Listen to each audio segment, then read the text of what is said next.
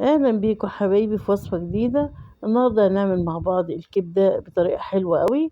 طبعا الكبدة كلنا بنحبها وبنحب دايما نشتريها من بره، فالنهاردة هنعملها بطريقة حلوة قوي. من النهاردة بقى مش هتشتريها تاني من بره، بعد التكات بقى اللي هنعملها مع بعض والمكون السحر اللي هنضيفه على الكبدة نخلي ريحتها جايبة آخر الدنيا. يلا بينا نقول بسم الله ونبدأ وصفتنا مع بعض.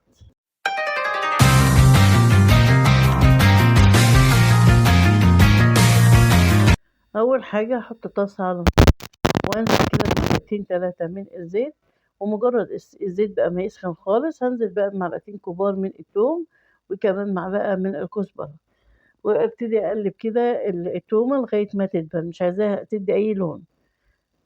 بعد ما التومة دبلت بالشكل ده كده هنزل بقى بالكبدة واسيبها كده، اديها بس تقليبة واحدة وبعد كده اسيبها لغاية ما تبتدي تتشمع كده، وابتدي اقلبها تقلبتين 3 مش اكتر من كده.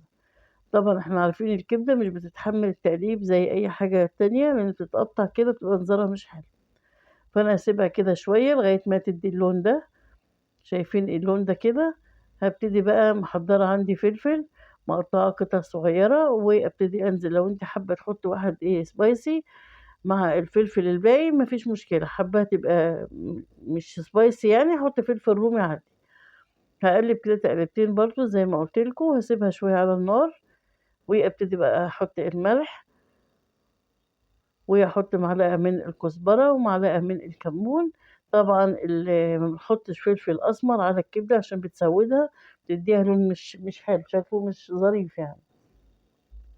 أقلّبها كده تقليبتين كده على النار، طبعًا هي شدِّت حيلها كده فمش هتتقطّع، ادّيها تقليبتين كده بساط، وبعد كده أحط لها معلقة من بهارات الكبدة، دي بتخلّي طعمها خرافة، يعني إحنا بنشمّها برّه بنقول الله إيه الريحة الحلوة دي، هي الريحة دي من معلقة تتبيلة الكبدة وهي بتتحط، طبعًا مع التوم والكزبرة والكمون كل الكلام ده مع بعض بيدّي لها ريحة طعم أوي وريحة فظيعة بتجيب آخر الدنيا.